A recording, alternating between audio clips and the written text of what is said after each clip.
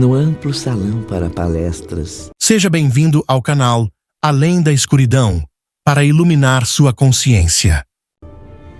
Camilo aguardava a resposta do jovem missionário. Não é bem assim, Senhor Camilo. Sobre os organismos espirituais desses enfermos, já existem sinais das futuras deformidades físicas da próxima reencarnação. Aqui, nada é feito aleatoriamente, pois o estado mental deles, forçado por tantos remorsos, lhes imprimiu naturalmente a vontade de se apresentarem mutilados, cegos, mudos e com outras deformidades físicas. E embora pareça cruel, tudo é feito para que o delinquente repare o seu passado, como vem acontecendo com você mesmo, caro irmão Mário Sobral, que tem se impressionado fortemente com o caso das próprias mãos. Devo esclarecer que a preparação desses projetos estará necessariamente sempre a cargo de técnicos especializados. Exatamente. Espíritos merecedores de plena confiança da diretoria. Mas, por favor, meu jovem, prossiga com suas explicações. Pois não. Uma vez concluídos os esboços, estes serão encaminhados aos gabinetes de análises, que levantarão tanto os méritos quanto os deméritos de cada interessado. Tudo o que for possível para suavizar as provações será concedido por lei ao suicida que reencarnar na Terra. Por isso mesmo, suas forças morais e sua capacidade de resistência deverão ser balanceadas. Não podemos nos esquecer, meus caros amigos, de que a reencarnação é concessão sublime feita por Deus às suas criaturas. Por intermédio dela, devem progredir e se engrandecer, preparando-se para a herança que estará reservada a eles no reino divino. E não existe ninguém que atinja o seu destino imortal sem percorrer os degraus dos renascimentos, seja na Terra ou em outros planetas. Contudo, se a alma rebelde perdeu muito tempo abusando desse direito, desrespeitando a lei divina que lhe permite tantas vezes a mesma oportunidade, essa concessão será ainda mais considerável. É a pura verdade, meus irmãos. E geralmente, nesses casos, haverá a intromissão do próprio Mestre Jesus, suplicando ao Criador novos ciclos de experiências, para que o espírito rebelde progrida. Então, sendo o corpo físico o depósito sagrado do homem terreno, as criaturas encarnadas seriam muito mais inteligentes se agissem à altura da dádiva recebida. Para isso, bastaria que se portassem com respeito, consideração e prudência durante a existência terrestre. Estou certo? Certíssimo, meu caro. Agindo assim, evitariam a repetição de existências reparadoras, dolorosas e inevitáveis, resultantes do desrespeito às leis da vida universal. Certamente, muitas dores seriam evitadas, Camilo. E se o corpo carnal deve ser respeitado e protegido pelo homem, o físico astral, que é o que possuem neste momento, não menos será. Por aí, percebem que todos somos templos veneráveis, pois possuímos a glória de trazer Deus em nós, seja na terra como seres humanos ou no invisível como espíritos livres. Devemos respeito e veneração a nós mesmos, assim como aos nossos semelhantes. Jamais devemos nos esquecer de que todas as criaturas são perfeitamente iguais diante do Criador. Daí, certamente se origina a lei básica divina: amar a Deus sobre todas as coisas e ao próximo como a si mesmo. Seguiu-se longa pausa, enquanto o jovem legionário atendia às obrigações de seu cargo.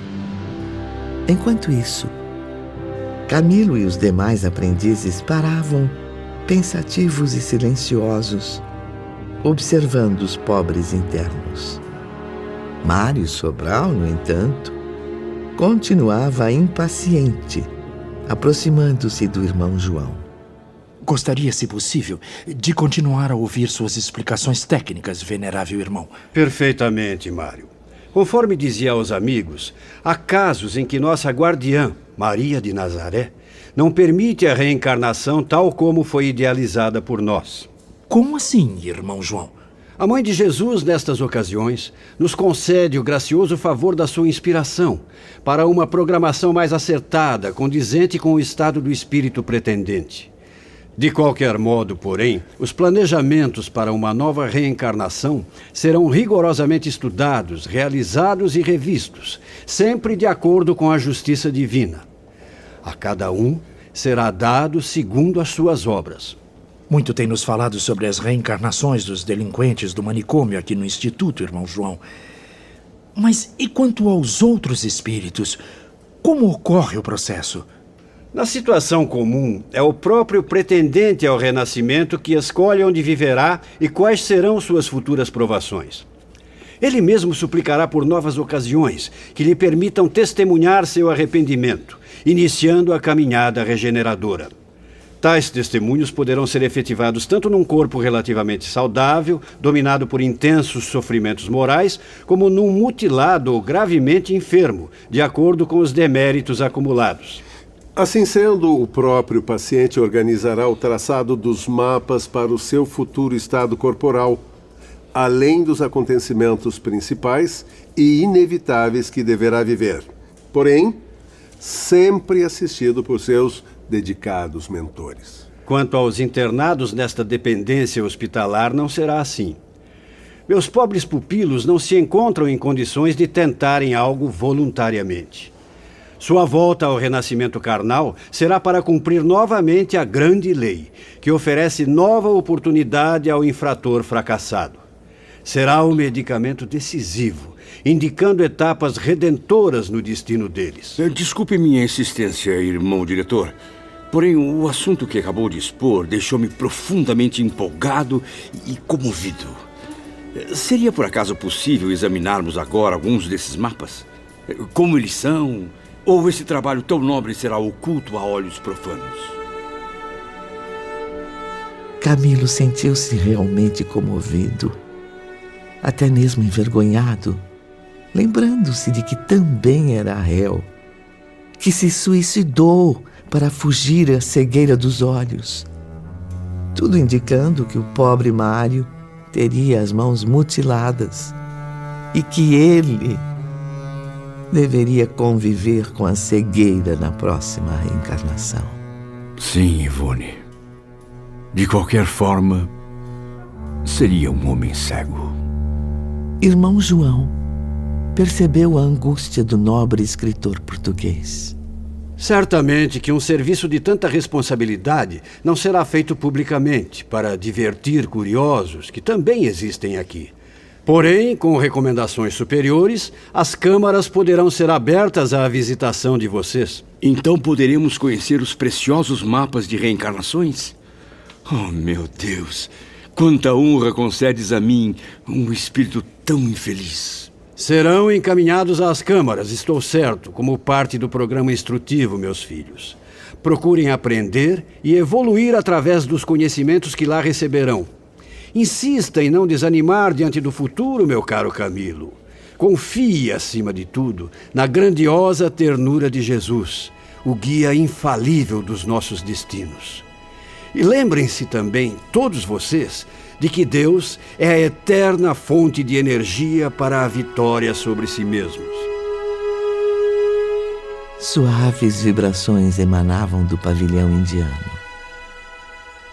Camilo e seus companheiros recolheram-se às meditações noturnas. Era um momento solene em que a colônia se consagrava à comunhão mental com Maria de Nazaré. Lembro-me muito bem, Ivone, que naquela noite nossas preces foram mais ternas, mais humildes, mais puras.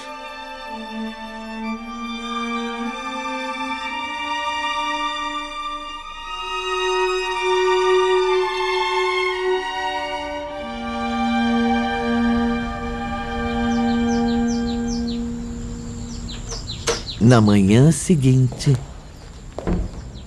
Bom dia, meus amigos. Bom dia. Bom dia. Sugiro que a programação de hoje comece pelo isolamento. Encontra-se ali seu amigo Jerônimo de Araújo Silveira. Será uma ótima oportunidade para visitá-lo. Pobre Jerônimo. Estávamos mesmo muito preocupados com seu estado, Dr. Carlos. Estou certo de que ele se sentirá confortado com a presença de todos. Ao mesmo tempo, vocês cumprirão o suave dever de fraternidade e solidariedade. Vamos, meus caros. Já esperam por nós. Podíamos contemplar ao longe o planalto onde uma pequena cidade abrigava o setor de isolamento. Ao longo dos caminhos por onde passávamos, destacavam-se canteiros de açucenas e rosas brancas, tornando a paisagem um tanto melancólica. Como estará o nosso amigo Jerônimo, hein? Certamente arrependido. Profundamente arrependido, meus caros. Arrependidos todos estamos, professor Bellarmino. Ou não? Sim, Sr. Camilo. Mas cada um à sua maneira, com a sua própria intensidade. E todos seguiam viagem, conversando normalmente, pouco notando que já não eram homens, e sim espíritos livres dos envoltórios carnais.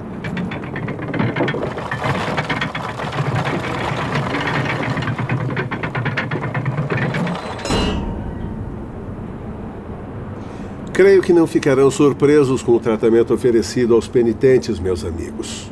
Assim como em todos os departamentos, é inspirado na mais convincente justiça, na caridade amorosa e fraterna. Mas não se enganem quanto aos impressionantes estados mentais em que os internos se encontram. Asilados além destes muros imensos, protegidos por esta ponte levadiça, há indivíduos precisando de ajuda.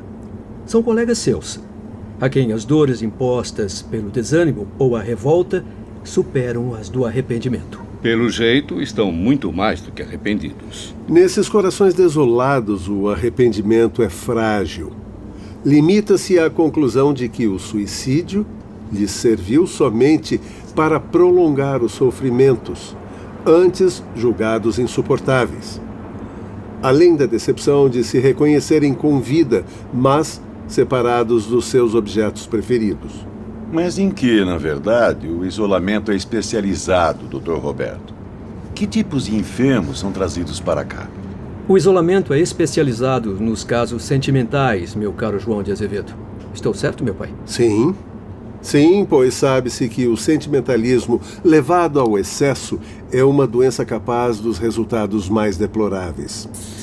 Encontrarão aqui os mais variados casos de suicídios sentimentais. O que seria um suicídio sentimental, Dr. Carlos? Sentimento é algo muito abrangente. Na verdade, a meu ver, qualquer suicídio seria movido por algum sentimento ou pela completa ausência dele. Bem observado, professor. Mas consideramos aqui o suicídio sentimental aquele em que se é movido apenas pelo coração, levando-se em conta que o coração do criminoso encontra-se em desequilíbrio total. Daí, haverá desde o amante repleto de ciúme até o chefe de família desorientado por problemas difíceis ou o pai dominado pelo desânimo diante da morte de seu filhinho adorado. Entraram. Tristeza geral dominava o ambiente. Insatisfeitos, os hóspedes demonstravam expressões impacientes, entregues à dor, sem se animarem a esforços para vencê-la. Camilo estava curioso. Quem é o responsável pela direção? A direção interna do isolamento, assim como a da torre, é confiada a um sacerdote católico, nobre conselheiro e educador iniciado nas altas doutrinas secretas, cientista exemplar, espírito único, possuidor de muitos méritos. Aliás, Camilo, todo o grupo de auxiliares é constituído de religiosos católicos. Com exceção do corpo clínico, que se compõe de psiquistas iniciados. O maior desafio é afastar os internos das atrações pelas paixões mundanas e pessoais. Cabe à nossa instituição instruí-los para as resoluções decisivas, as renúncias, a verdadeira fé cristã. Mas cabe ao diretor do isolamento falar a eles a respeito do Evangelho da Verdade de Deus, o eterno clarão das realidades, verdades sublimes que deverão aceitar para venerar devidamente o Criador de toda a humanidade. O próprio diretor os instrui frequentemente sobre a vida no mundo espiritual, expondo a eles observações e experiências. O objetivo é fazê-los compreender que a religião e a ciência podem caminhar juntas, que sentimentalismo excessivo vai contra os ensinamentos divinos. Muito bem. Vejo que já falaram tanto sobre a minha pessoa que talvez nem precise me apresentar. Não percebi sua presença. Realmente estávamos comentando sobre as suas dedicadas atribuições nesse departamento. Antes de tudo, muito bom dia, meus irmãos. Padre Miguel de Santarém a seu dispor. A visita foi breve, porém muito proveitosa aos aprendizes. Camilo e os demais estavam ansiosos. Afinal, a ida ao isolamento tinha um objetivo específico. E então podemos visitar o nosso pobre colega Jerônimo? Fizeram muito bem em vir, meus filhos. Fico feliz com seu afetuoso interesse por esse companheiro de jornada tão carente de reconforto. Bem lembrado, padre. É um companheiro de jornada. Sendo assim, não podemos seguir nossa viagem rumo ao progresso sem ao menos saber como ele se encontra. Visitar um enfermo, procurando reanimar com a presença confortadora o pobre detento entristecido, é obra digna de muitos méritos. Jerônimo vai ficar satisfeito. Já o mandei chamar. Logo ele estará aqui. Já tivemos oportunidade de conhecer sua história e sinceramente gostaríamos muito de vê-lo reabilitado. Seu amigo está em fase de transição precursora rumo ao restabelecimento. Graças a Deus. No entanto, notarão que Jerônimo ainda apresenta o mesmo padrão dos demais internos. Mantém-se um tanto apático, pessimista. Mas o quadro é esperançoso, reverendo? Como digo a todos os enfermos, só depende dele próprio, meu filho. Mas sim, creio que após vencer a indiferença, esquecer a revolta resultante de tantas desilusões, estará preparado para reencarnar. Tenho certeza disso. O antigo mercador de vinhos vencerá todos os desafios. E para isso ele conta com assistência rigorosa, pois ainda carece de profundos cuidados. Na verdade, meus irmãos, o mal que atormenta a Jerônimo e a vocês só será removido com renovação individual operada interiormente pelo próprio enfermo. Jerônimo, pobre criatura. Não é contraditório sofrer por amar demais? A paixão desequilibrada pela esposa e pelos filhos não representa o amor que o Cristo nos ensinou. Jerônimo amava com egoísmo, de forma desorientada. Como devem saber, nem mesmo os próprios filhos o homem deve amar sem restrições, com impulsos cegos da paixão. Muito menos com excessos materiais para suprir o verdadeiro amor. Certamente a dedicação à família lhe concederá méritos diante do legislador supremo. Porém, seria mais honroso se houvesse encaminhado seus familiares ao verdadeiro cumprimento do dever. Como bem disse o Dr. Carlos, proporcionou a eles luxos e prazeres mundanos enquanto desprezava a educação moral. Acreditem, meus amigos, se tivesse feito isso, Jerônimo se livraria das situações embaraçosas, das tragédias pelas quais se tornou responsável com o suicídio. Aí vem ele. Certamente dirá a vocês coisas interessantes. Acompanhado por irmão Ambrósio, um assistente religioso, o antigo negociante do porto entrou no salão, onde todos o aguardavam. Ao contemplar o semblante dos companheiros de infortúnios, mal pôde conter as lágrimas, atirando-se aos seus braços. Obrigado, queridos companheiros. Obrigado por terem lembrado de minha humilde pessoa tão gentilmente. Sua visita conforta meu coração. Se soubessem como minhas aflições têm sido terríveis. Força, meu amigo, força. É preciso lutar pela felicidade até que ela nos encontre. Que Deus abençoe sua recuperação, Jerônimo. E que tenhamos fé para progredir juntos na mesma jornada. Jerônimo nos pareceu bastante modificado. Estava sereno, mostrava maneiras distintas. Certificamo-nos assim de que o isolamento realmente tinha a missão de elevar também o nível da boa educação social. Camilo e os companheiros visitantes estavam curiosos em saber novidades de Jerônimo, descobrir o que se passava com seus pobres filhos que ficaram na terra. Mas o receio de serem indiscretos acabou detendo-os e o silêncio se prolongou após os cumprimentos. Falávamos sobre você, meu caro Jerônimo. Seus amigos desejam saber se está melhor, mais reconfortado no amor de Deus, pois eles partirão em breve para o outro lado da colônia. Vieram despedir-se e ficariam muito felizes se levassem a impressão de que o amigo está em vias de recuperar-se.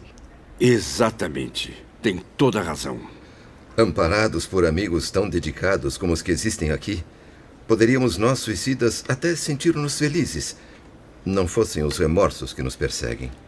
Deus queira que seus sofrimentos sejam logo aliviados. Estão certos, meus caros amigos. Será possível, sim, para nós, o alívio supremo na conquista da fé que levará à harmonia. Felizes, porém, não creio que poderemos ser tão cedo, pois não será pelo suicídio que o ser humano encontrará a felicidade. Felicidade que mais se afasta quanto maior for a revolta no coração que a deseja. Bem queria que o suicídio houvesse exterminado de uma vez o meu ser para sempre. Mas não foi assim. E desse modo compreendi que só me restava aceitar o inevitável, enfrentando com resignação a amarga situação criada por mim mesmo. Isso, meu filho. Não desanime. Lembre-se do que falei a você sobre fortaleza de ânimo. Sou devedor do irmão Miguel de Santarém pela sua bondade, conselhos e exemplos, assim como de seus abnegados assistentes pela transformação que vem se operando em mim. Graças a Deus. Assim como vocês, sorvi o meu cálice de fel.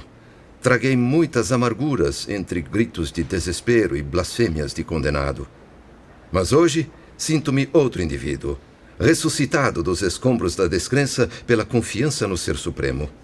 Sim, meu filho. A fé não verdadeira pode até satisfazer a sociedade, mas nunca ao Criador. Eu poderia ser feliz, meus amigos, de algum modo, rodeado com a atenção destes nobres protetores, convencido dos deveres que me cabem, disposto a enfrentá-los com otimismo. Mas cometi um crime grave, de extensas consequências a mim e aos meus familiares.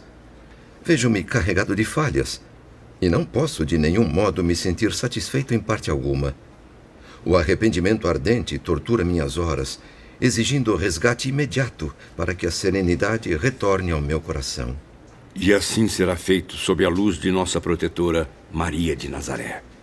Devo confessar a vocês que, como comerciante que fui, falido, arruinado, traindo a confiança de empresas honestas, de bancos e até das autoridades municipais, envergonho-me por não ter me esforçado para sair honrosamente desse emaranhado de mentiras. Fico tão envergonhado de ter pensado que resolveria tudo através do suicídio, que o vermelho só sairá do meu rosto quando eu for novamente comerciante. Só assim resolverei tudo pessoalmente, de forma digna e honesta. Assim é que se diz, Jerônimo.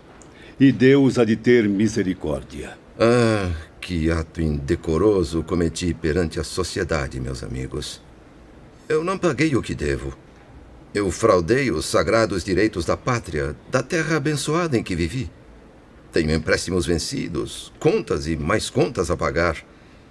E até hoje nada resgatei. Felizmente, porém, a lei da sábia providência confere ao espírito falido meios honrosos para libertar-se dessas situações. Jerônimo, num futuro não muito distante, poderá reparar tais compromissos, recuperando a própria consciência, servindo-se de novas experiências e oportunidades, graças à reencarnação. E acreditem, meus filhos, ele está bastante animado para a nova jornada. Fico muito alegre de saber que está decidido a lutar pela vitória, amigo Jerônimo. Eu rogo aos céus que as forças se multipliquem em sua alma, pois, quanto a mim, a única coisa que aumenta é a dor. Sinto-me desencorajado a realizar essas terríveis experiências, mesmo torturado por tantos remorsos. A prece que aprendi a praticar, as súplicas que aprendi a dirigir a Maria, concederam-me a trégua necessária para reunir os pensamentos e fixá-los no bom raciocínio. Isto, meu caro Mário Sobral, foi a chave para a solução de muitos problemas que eu considerava insolúveis. A infelicidade de meus filhos, a conduta de Zulmira, prostituída e desprezível, e minha incapacidade de vencer honestamente as circunstâncias da miséria, tudo isso me levava à loucura. A prece, porém, como meu bom conselheiro recomendava, corrigiu a anomalia. Pouco a pouco recobrei a lucidez, mas, mesmo assim, a situação de meus filhos ainda me deixava inconsolável. Jerônimo reanimava-se ao vigor das próprias lembranças. O grupo de aprendizes permanecia atento, vibrando com a narrativa. E tamanha era a vivacidade com que recordava os acontecimentos, tantas eram as expressões verdadeiras emitidas por sua memória, que acreditamos rever com ele tudo o que nos narrava. Certo dia, ao entardecer, estava praticamente só, perambulando tristemente pelo parque. Aproximava-se a hora do Ângelus, quando os legionários prestam saudação a Maria de Nazaré, mãe de Jesus. A unção religiosa sutilmente infiltrou-se no meu ser, conduzindo meu pensamento a Maria, a bondosa mãe dos pecadores e aflitos. Sentei-me na relva, disposto a recolher-me também. Com o coração repleto de fé, aguardei o solene momento da oração e orei dessa vez como nunca, jamais havia orado.